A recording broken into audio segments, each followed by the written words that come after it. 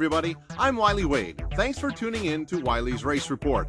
This past Saturday night, September 7th, 2019 at Antioch Speedway had the A-Mods, the B-Mods, limited late models, and the hobby stocks in action. Hobbies had 3 heat races with Chris Sorensen, Will Birch, and James Thompson taking home the win in the 3rd heat race. First time out for him in a while.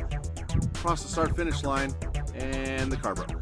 And so he was not able to make the main event. But lovely Lori Brown did in the 65 car, and she took home the win, holding off a hard-charging Ken Johns. Ken gave Lori everything she could possibly handle. He fought her hard, and Lori held him off for the win. The Squirrel Bree Troen finished in the 3rd spot. 4th was Chris Sorensen, our points leader, and Josh Leach finished in the 5th spot for the hobby stocks.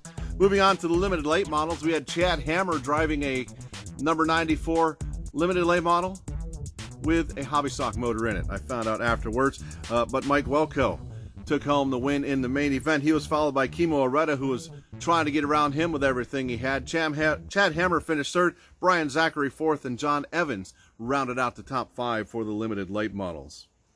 B-Mod action, we had Tom Climans Jr. take home heat race number 1, and Les Friend in the 15F took home the heat race number 2, with Friend taking home the main event after spinning at the very beginning of the main event, came back and took home the win. Brent Curran, second time out in his brand new race car, finished in the 2nd spot. Kevin Brown was 3rd, Tommy Frazier was 4th, and Todd Gomez rounded out the top 5. In our A-Mod races, we had Eric Barrington made his return visit to Antioch Speedway with a win in a heat race number 1, and Jeff Decker took home heat race number 2. But Bobby Motts Jr. was not to be denied in the main event. He had a dominating win in the U81. He was followed by Terry Kaiser, Brian Pierce, Brian Cass, and Jeff Decker, the top 5 for the A-Mods.